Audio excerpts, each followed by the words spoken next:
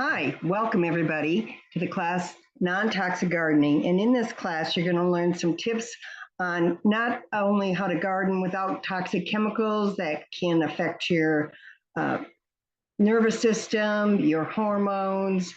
A lot of them can cause cancer. So this is a really great class to have and will help you save money as well.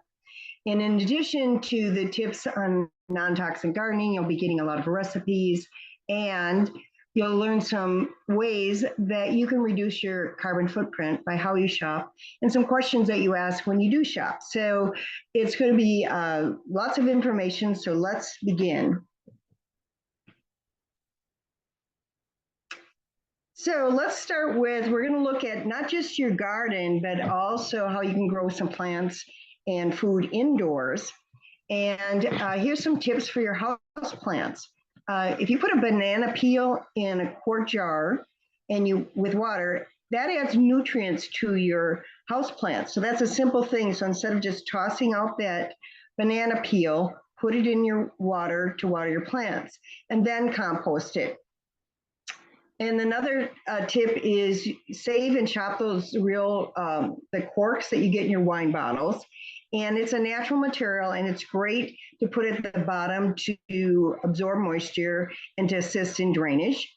And then if you have moisture in your bathroom, which many of us do, there are plants that can absorb that moisture, and so it can help prevent mildew. Aloe vera is a great one because it doesn't need direct sun. Azalea just needs morning sun, and begonias, if you have a kind of filtered morning light, they will grow well, or a bird's nest fern. So all of those are good plants that you could put in your bathroom. Now you can also grow food indoors and nutrient dense food. So these are microgreens. I don't know if you bought them, but they can be kind of pricey at the store. So they're very simple to grow. All you need to do is soak seeds 6 to 8 hours or look at the package directions. And you put them on a mat with water and then you place that container in a baking dish. And often they have like a little greenhouse cover.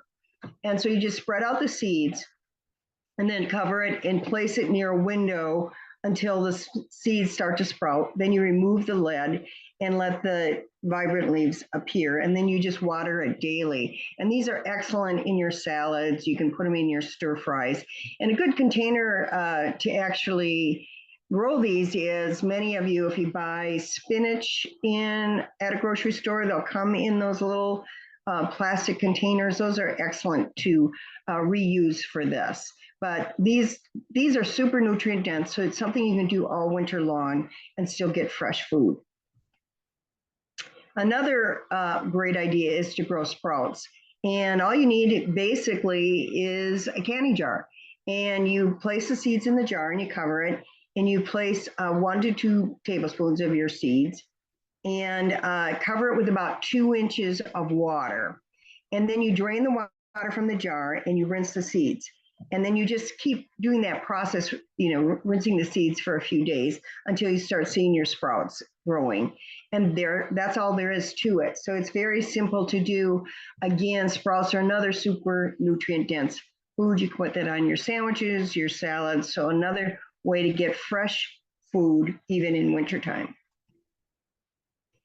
So there are foods that you can grow indoors, and what you need is some fluorescent growing lights in moderate light, like 12 hours a day. And you want to keep the temperature of the room between 60, 70 at the most, and that will work really well. And all sorts of foods can be grown indoors. If you want to try this, arugula, beets, you get tiny shoots. Those are, again, very nutrient dense. And broccoli, but you just get the greens. Brussels sprouts, like stalks and greens only. And then carrots, they're tiny, but they're very sweet. Kale, any of those greens, the microgreens we talked about. You can even grow peas, radishes, spinach, watercress, and even tomatoes. I have done that indoors. And herbs are easy to grow indoors. So think about how to keep adding fresh food all year long. Now, to reduce your carbon footprint, you really want to buy local. And that's local is defined as the foods are grown within 100 to 150 miles of your location. And so if you buy local and in season, you're going to get your most nutrient dense foods because they're not sitting on a shelf and or shipping. And then you can freeze them all year long. So depending on the month, they're that like fall is the best time to get apples. Strawberries is like around July. And I freeze those. I buy a lot of them and then just freeze them. And we have raspberries, so I do the same thing. And they're very easy to freeze. You just put them on a cookie sheet first and put that in the freezer. And then I put them in separate containers after I have frozen them. So think about buying foods that are in season and buying locally, and you will help save the planet. So another place to get fresh food and local food is your local farmer's market. And so here's some questions you want to buy at the farmer's market. Not all of them are good vendors. I mean, they're not necessarily local. So one of the questions you want to ask the vendor is where their farm is located. And if it's within 100 to 150 miles, that's very good for our environment. And then ask them what types of produce do they grow? Do they grow lots of different? And then do they grow it themselves or raise it themselves, or are they purchasing it from elsewhere? Because there's those vendors there too. And then ask them how they get such great color, the size, the shape, because you don't want foods that have pesticides. You want to avoid that because pesticides have a lot of hormone disruptors and a lot of nasty chemicals in them. So ask them how they do it. And then when was it picked? I mean, you want it as fresh as possible to have the most nutrition in it. And then ask the farmers how they handle fertilizers, plant diseases, insects, and other pests so you can avoid those grown with chemicals or pesticides. So all of these are really good questions to ask your vendor, and don't be afraid to ask. Then another one is, do your farming methods include these steps to help improve the soil's health? Because I read a while ago how poor our topsoil is throughout the world. And so we've really got to heal it. And one thing that you want to ask is, do they reduce tillage? Do no-till. Because they now know tilling is really bad for the soil. Do they use cover crops? That helps. Do they diversify their crop planting or crop rotation? And do they use natural things like animal waste, including manure, on their fields? Because that will help restore the nutrition in the topsoil as well. So ask them, because we have some power. So if vendors hear this, they're going to want to do what you want to purchase. So now you go to a store and you want to know, I want to buy from farms that are regenerative, meaning that they do help heal the soil. They're not destroying the soil. And so there are some labels you can look for. And if you don't see them, ask the manager. Again, customers do have some power. And if they hear about this, then they're going to make some efforts to carry it. One of the things is a fair trade label. They're a certified biodynamic Demeter.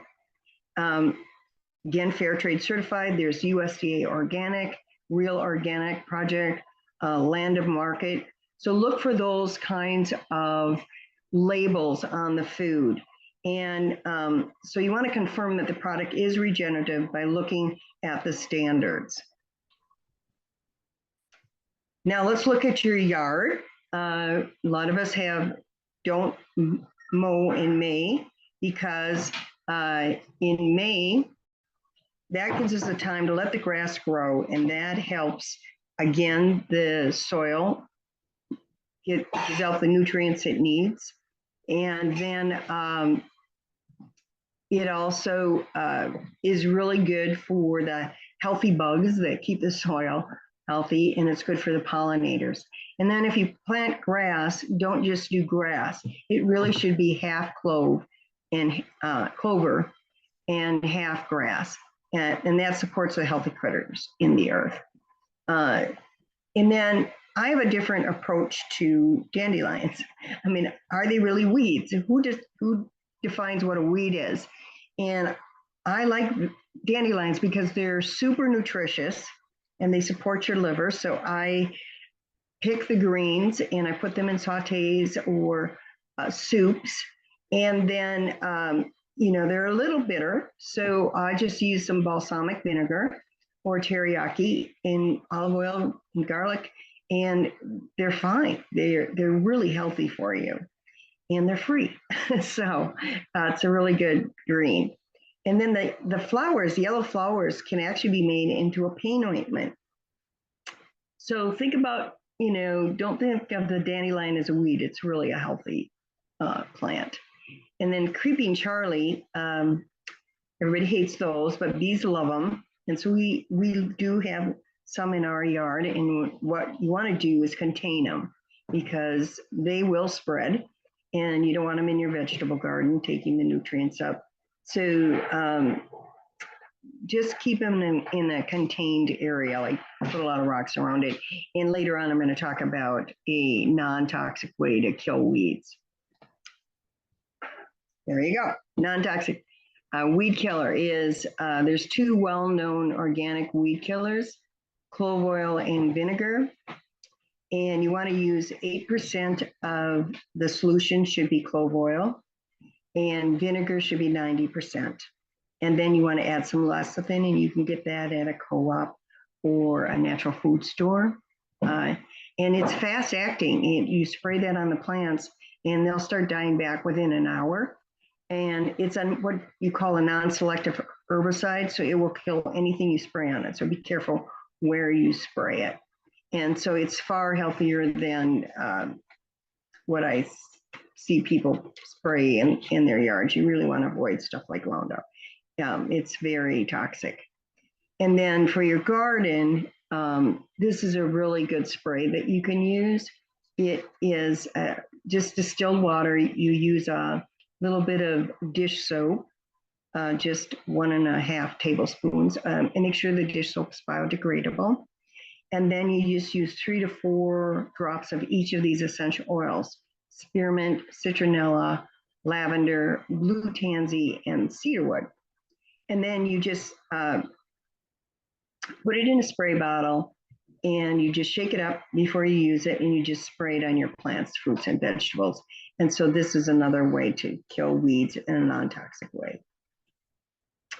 Now your yard, I don't know about you, but we get these plants growing out of cracks in our driveway, in our boardwalk.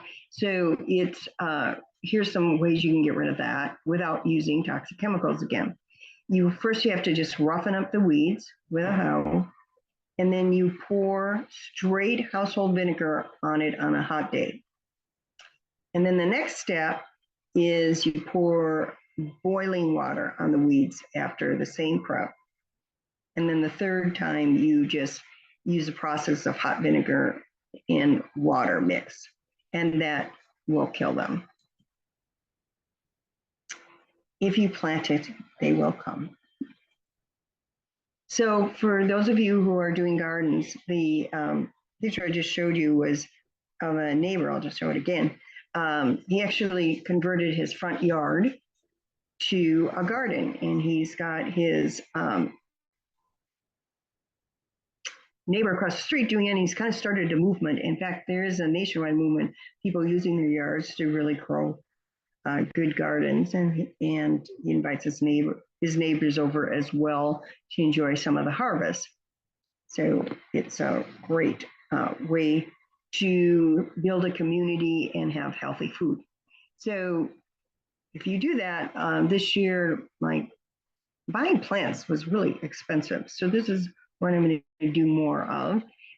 So you can start your own seeds, and egg cartons are a great way, a great seed starter, because you can plant them right in the ground. And another seed starter idea is cut oranges or grapefruits in half, and you scoop out the fruit and squeeze out the juice as well. and then you poke a hole in the bottom for drainage. And then you use these shells and you fill them with dirt and plant your seed. And then you just keep them in a warm place until they sprout. So you can save a lot of money if you grow from seeds your own plants. Low till for home gardeners. I talked a little bit about tilling is really bad for the soil. So you just want to avoid you doing that. Use your rake. It's very simple. You don't really need to till. I mean, I have a garden. We don't till, so it's very simple to do. It's actually easier, I think. So now, let's say you live in an apartment or you have a very small yard, you don't have space for a big garden, you can still garden because you can do containers and you can use your balcony and have containers. So it's very simple. So what you want to do is stick to smaller plants and then grow a variety of foods. And small containers like window boxes, herbs or annual flowers or leaf lettuces are great choices. And these plants grow quickly, so you can actually get several harvests throughout the summer. Another idea for where you don't have much space is if you have a fence. And my husband actually ran wires down from the gutters to the ground. And we grew things like climbing plants like cucumbers, zucchinis, beans, pea pods, and squash. One year we grew butternut squash and had just a bumper crop. It did just great on that. And so if you have a fence, you can utilize that space and easily have a garden. And then when you're looking like to plant in containers, look for descriptions of the plants that say compact, tiny plant habit, short stature. And so read the pack because those are the best suited to containers. And then you want to do succession planting. That means don't plant everything at once. And you want to just keep adding to it. And then you're going to be able to have vegetables throughout the whole season. So even in my regular garden, I'll plant some things and then of the same plant. And then, for example, broccoli. And then a couple weeks later, I'll plant another one because they go well into the fall. So that is a great way to keep your food coming in fresh. Now, compost tea is easy to make and it really helps improve the nutrients in the soil. And it increases the population of mycorrhizal fungi and predatory nematodes. I hope I said those right. But those help defend plants against microorganisms. So that's another reason. And it's a natural fertilizer. And it helps the plant grow faster and increases your yields and it improves their overall health and helps decrease the number of pests and disease that your plants may get. And it's simple to make. You just need a 5-gallon bucket. You take a shovel of good quality finished compost. This is not an exact science, just take a shovel. And you don't want to use chlorinated water. If you can collect rainwater, that is really good. And but just don't use chlorinated water. And then all you do is dump the shovel full of compost in the 5-gallon bucket. You fill it with water, you stir vigorously, and then you just set it aside for a week and you just stir it once or twice a day for that week.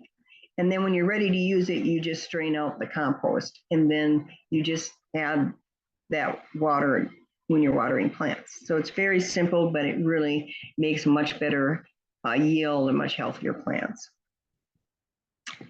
Now, if you have tomatoes, there's a tomato fertilizer cocktail. And all that is you collect your fish heads, your shrimp peels when you've had shrimp, eggshells. You take 1 tablespoon of bone meal, a scoop of wood ash, and coffee grounds. Coffee grounds are great for your indoor plants too, by the way. So don't just toss those in the trash. Put them on your plants or put them in your compost. Pat here works on this. And then you want water with 2 aspirin in a gallon of water. And that that's optional, but you just bury your plants and you remove the bottom leaves and then you fertilize with this cocktail. And you'll have healthier tomatoes. Aspirin, I know that seems weird, but aspirin is actually really good for plants. It's especially good for tomatoes, cucumbers, beans, and basil. And you just dilute aspirin, and it actually accelerates the germination and helps resist some diseases and pests. And you just dissolve 3 aspirins in 4 gallons of water with a bit of dish soap. Again, make sure the dish soap is biodegradable. And then you water your roots once a month. And then you may use the spray method, meaning you can spray the plants, but only do it in cool mornings. If you have a problem with slugs, here's how you can get rid of them. You use Epsom salt, not table salt, Epsom salt, and that does repel slugs. And you just dissolve 2 tablespoons of Epsom salt per gallon of water, and then you just spray or sprinkle it over your plants. The nice thing about Epsom salt is it also contains magnesium, which is a nutrient that plants need. So again, here's a non-toxic way to get rid of nasty critters you don't want. Another idea is don't toss out your old spices. Use them in your garden. Just sprinkle them in your garden. And you don't want to throw them in the garbage anyway. Just use them in your garden or compost them. But they help the aroma, and then helps with your pests. Here's another money-saving tip. You can make your own soaker. If you got an old hose, just drill some holes in it and then put a cap on the end. And then just turn the water on low, and there you have your own soaker. So that works really well. I'm all about recycling, if you haven't picked that up yet. So what are some other ways, instead of using toxic chemicals with gardening, you can use essential oils? So what are they? Essential oils are literally the lifeblood of the plant. They are very similar in chemistry to human blood. And all those chemicals in our blood, like there's chemicals in our blood that if you cut yourself, for example, will help cleanse the wound. There's other chemicals that tell the skin to start to repair. There's others that boost your immune system.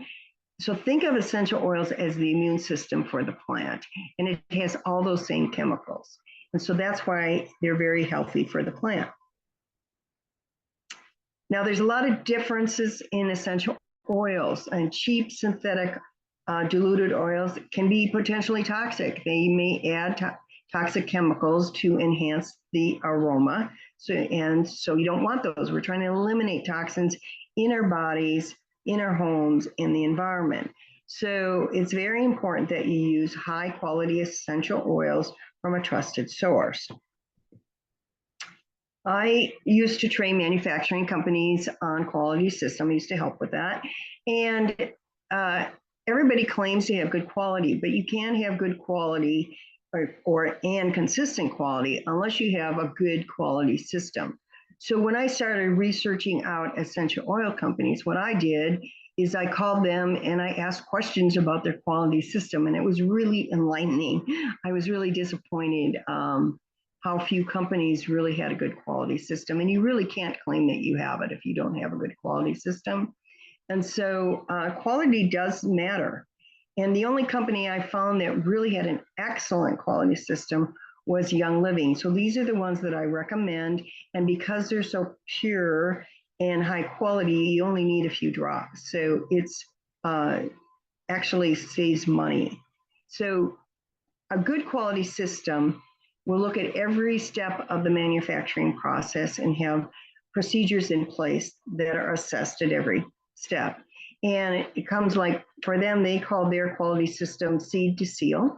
So they start every year with the seeds at the end of the season. They pick out the best seeds, the plants that produce the best. And so they have high quality seeds to begin with. And then they cultivate. And what impressed me is they hand cultivate. They do not use pesticides, any chemicals whatsoever. And so that is impressive. And every plant is different. To get the highest quality oil, they have to be picked at the ideal time. So for example, jasmine, which is a wonderful uplifting oil if you're going through difficult times, and that actually needs to be picked like 2 to 4 a.m. And so that's the time you pick it if you want your highest quality. So every plant is different in terms of the ideal time to pick it. And then you take it to be distilled.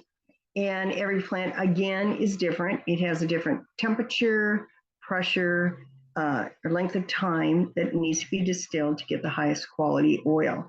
And so they've been doing this for 30 years. So they have a huge scientific background in the best distilling practices.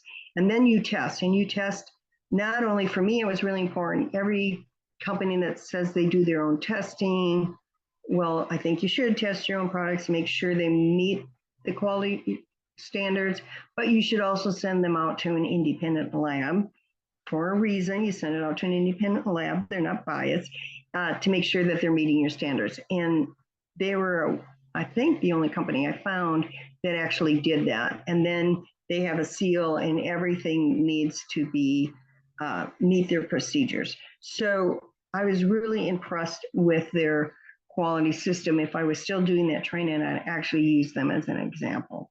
So that's why I recommend them. So you're outside and you get bit by mosquitoes, and so one of the things that I would recommend from that company, Young Living, has an excellent insect repellent. I'm an outdoor girl. I'm a woodsy girl. I'm out in the woods. And so I don't like mosquitoes, ticks. I'm very paranoid about it. So that has been tested to works well against mosquitoes and ticks. And I really like that a lot. But if you're a DIY person, and I have found this very effective. In Minnesota, we have some nasty mosquitoes, and this has worked really well. But if you want to, you can make your own. And if you're interested, I do have a recipe. I'm very paranoid about ticks because one weekend I didn't use my sprays and I got Lyme's disease, and it was horrible. So number one, always make sure you use an insect repellent and a tick spray before you go out. Every time, don't blow it. I thought it'd be okay this one time because I had left it in my friend's car, and wouldn't you know? So, but here's also a recipe that you can use if you want to make your own. And then if you want the extra tick spray, just contact me. You'll get my contact information at the end, and I'll send you the recipe for that.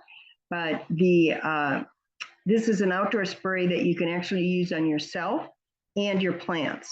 So it's very simple. It's 2 ounces of witch hazel and 2 ounces of distilled water and 20 drops each of thieves essential oil, lemon, rosemary, and citronella. And bugs don't like those particular smells. And so you just put that in a glass spray bottle, shake it before it's used, and you just spray yourself down, and then you can also spray your plants in the evening. So that's a great outdoor spray. And I don't know about you, I don't have a cat or dog anymore, but so I didn't do this year, and I'm gonna try it again because I'm gonna see if this works on bunnies. So if any of you do this and you find that this deters bunnies from eating your plants, let me know, but I'm gonna do that myself. And pets, dogs and cats don't like black pepper or rosemary, the smell of those. So you can make your own Pets Be Gone spray, and you just use 5 to 10 drops of either black pepper or rosemary. You mix it in a shallow pan of warm water, and then you just whisk it so the essential oil gets spread throughout the water. And then you soak strips of old cloth, doesn't matter what it is, some old t-shirt, washcloth, and you soak it for 30 minutes, and then you dry them, and you just tie that around a stake throughout your garden, and that helps keep dogs and cats out of your garden running through, smashing your plants. So this is a really good tip to know. And then there's unwanted plants. You know, I don't know about you, I don't particularly like weeding. So plants do not like 20 cinnamon oil. So you can take 25 to 50 drops of cinnamon bark oil in 4 ounces of distilled water. And then you just, again, shake it for its use. And then you spray that on the weeds. And that will help get rid of the unwanted plants that you have. And then here's a recipe that actually plants love, that it actually helps the when sometimes weeds will grow on the plant and kind of choke it out. So this is we call it the plant love spray. You just put 10 drops of tea tree, 10 drops of peppermint, 10 drops of citronella in the distilled water, and again you just spray that on the unwanted parts, the plants that are the weeds that are wrapping themselves around your garden plants. So that is a good one to use for that reason. So like we talked a little bit about, sometimes you don't have much garden space, you're just working with a container on your balcony. Maybe, let's say you're growing tomatoes there, and there's certain plants that play together really well. So like, for example, tomatoes and basil are good plants to grow next to each other because they use different nutrients from the soil. You wouldn't want to do corn and tomatoes together because they use, they need nitrogen out of the soil, and they would both take it up, and neither one would get enough nitrogen. So here's a trick when you don't have much garden space. You use essential oils instead of the companion plants. And essential oils are made from the plant. So, so that's why they can be used as companions. They're just much more concentrated. So instead of planting lavender next to green beans, you could grab some lavender oil and make a companion spray. And all you need to do then is spray it on the soil and the leaves of the green beans, and you've just created a companion plant, and your green beans will grow much better. So you can always make a spray depending on what plant it is.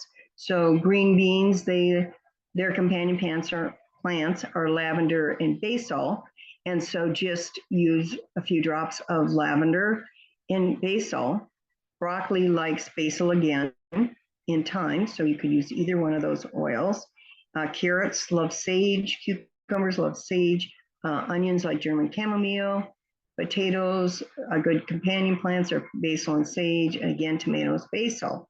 So looking at this, you can see that basil and sage is used for quite a few different plants, and all you need to do again is add 10 to 15 drops of the essential oil to a 4-ounce glass spray bottle, top it with distilled water, shake it, and you just spray it on the ground and the leaves, and you've created your own companion plant when you don't have any space. So there you go, and you'll have a much healthier plant. Now plants need pollinators, and that is important. And so you want to track them. And so it's easy to do. They love lavender and orange. So it's the same thing. You just take 6 to 8 drops of lavender, 6 to 8 drops of orange oil, put it in a bottle, add 4 ounces of distilled water, and then shake and then spray the plants, and you're going to attract pollinators. So that is a very easy, simple thing to do. And pollinators are just so healthy for your garden, so you really need that. Now, another thing you want to do is you've grown all these great foods, and I've got a couple tips to keep them fresh. One of the things you want to do is wash them, because bacteria gets on your vegetables and your fruits, and then they go bad quickly. And how many of you have thrown out food because of that. So that's one of the first things. Young Living has a great fruit and veggie soak, and only takes a couple minutes. It works really well. And otherwise, if you can also make your own. You just put a drop or two of lemon oil or thieves oil. What I do is put it in the bottom of the bowl. I add water, and so that disperses it in there.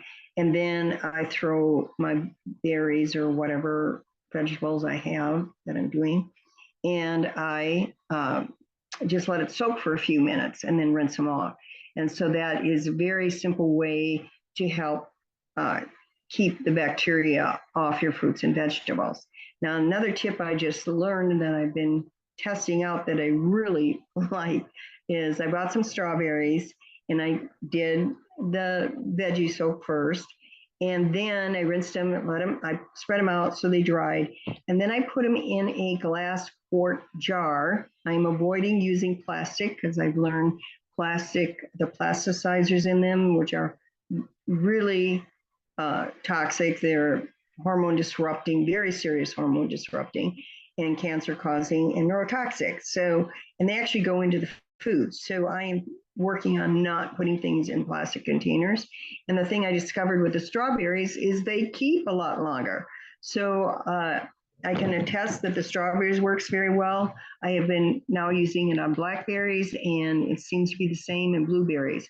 So try that out. Keep it in a glass jar in your refrigerator. So wash them first with your lemon or your thieves or the vegetable wash. Dry them out, put them in there. And then, you know, when you bring your fresh produce in the house, after a few days, you start noticing these little critters flying around, these fruit flies. They're really annoying.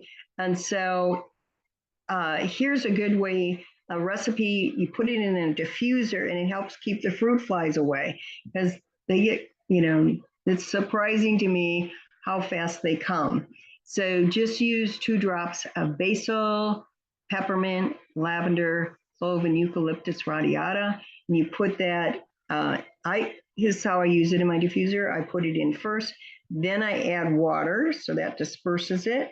You see globs in it, take a little whisk and whisk it around, and then just diffuse, and that keeps those fruit flies away. So that's a great tip because I find them really annoying myself. So canning season. So you've grown all these great foods, you want to keep them all year long. And so let's say you making a big pot of spaghetti sauce. And that takes a lot of oregano. I don't know about you, but I've been kind of stunned at the prices of spices lately. So essential oils, remember, they come from the plant. So instead of using tons of oregano spice, I use, all you need is like 1 to 2 drops of oregano for an entire oil, essential oil, for an entire pot of spaghetti sauce. I am serious, you only need 1 or 2 drops. So it is, or 2 to 3 at the most. I would do 1 at a time, taste it, then add a second one. And because they're very powerful, think of the essential oil is actually really concentrated herbs. So that's why you don't need much. And this is where quality is really important. Young Living has a vitality line, excuse me, and that those are all safe to use in culinary. So it's very simple because they have, this is where the quality system really matters. And so in their vitality line, they have a whole selection of herbs, spices, and citruses. Excuse me. And they're all non-GMO certified. So you want to save money when you can. That's something to consider. Okay, so when you work in the garden, I don't know about you, but sorry, I lose my voice here.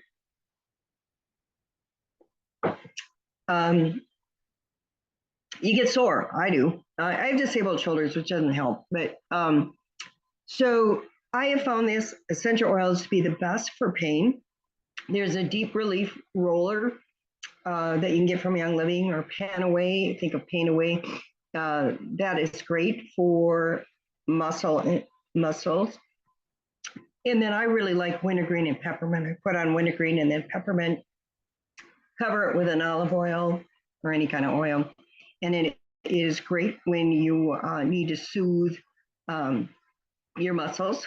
And then for bug bites, I really like this DIY soothing stick. It's just 5 drops of lavender, 5 drops of purification, 3 drops of peppermint, and a carrier of your choice. So carrier oil is what I mean. And you just put it in a 10 milliliter roller ball bottle, and then add the carrier oil, and then just apply it as needed. So it works really well for bug bites. So these are some tips that I hope you will try because I think they're really effective. We really want to get rid of toxic chemicals in our homes because they end up in our bodies and the environment. And so the company that I recommend because of their quality system is Young Living. And I think a good quality system ensures consistent quality, but it also takes care of the earth. That's really important to me. So Young Living has quality standards for every step of the manufacturing process. And they also measure customer service and continuous improvement. You want that and a good quality system. They also, companies aren't serious unless they measure it. And so they're also measuring, they have a goal of 5 years zero waste goal. So that's important to me for the environment.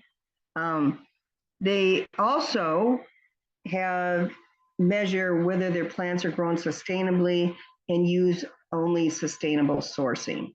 So I'm choosing to vote with my dollar. I'm not going to buy from companies that don't follow sustainable practices, don't work at keeping our earth healthy and keeping ourselves healthy. So I'm all about getting the most bang for your buck, and I'm going to show you how you can save some money. If you choose to purchase, you can get a 24% discount easily by if you purchase 100 what they call product value. It's basically $100. With your first order, you get 24% discount for the entire year. And then to keep that 24% discount, you only need to purchase $50 the second year. So it's very simple and easy to do. And the essential oils that you purchase for your non-toxic gardening, you can also use them on yourself. They're very healthy, and I can give you some education on that. Another way, if you don't want to spend $100, is you do subscribe to save. You just add any item to, this is their customer loyalty program, and you can change it monthly. You just can put one thing on there. Let's say, well, we noticed that basil is used a lot. You could do that, or lavender, and you just do that on a monthly order, and you can change it. So the next month they, oh, you want to do the lemon, you can do the lemon. So it's very simple and very easy. And then you save your 24%. The other thing that I like about that subscribe to save is that you earn 10, 20, or 25% points towards free product. And it racks up quickly. And so I think like frankincense oil is a more expensive oil. And I think it's a really good one for women to use. It helps support breast health. It's great for your skin. It's very, very emotionally uplifting. And so I don't ever pay for it. I just get it through my points. Or they have the best skincare I've ever used. So that's what I do. So that's something to consider. And they do have some starter bundles. You do not need to buy one of these. They're just great deals. So you might want to check them out. Like, one of my favorites is the one with the diffuser, and there's oils, there's 12 oils in there, and for every system of the body to support use. So there's hand sanitizer in there. It's really a good deal. But there's all sorts of things that you can check out. So if you want more help, go to my website, fittolivetoday.com, or the Facebook page and Instagram page. And I periodically post on there. I do classes. And so feel free to check that out. If you are interested in ordering any of the products, go to myйл.com/practical health. That will take you to where you can order. And if you have questions or want a free wellness coaching session, I'm all about education, and I can send you additional recipes, articles, show you how to use different oils if you'd like, because there's a lot to them. They're very, there's multiple uses, and you can really reduce toxic chemicals in your home, your body, and the environment. So feel free to email me at info@fittolivetoday.com or text or call 651-336-4596. Or you can also text Deborah Vaughn in email at ts_Deborah@hotmail.com or call 763-647-8936. And don't worry about if you didn't get all the notes down or got all the recipes, because I send them to you. So just email me that you want the handouts from Non-Toxic Gardening, and I will send you them to you. So just thank you for being here. I really appreciate you taking the time, and let's all create a healthier planet and a healthier home. So enjoy your garden and your wonderful produce this year. Thank you again.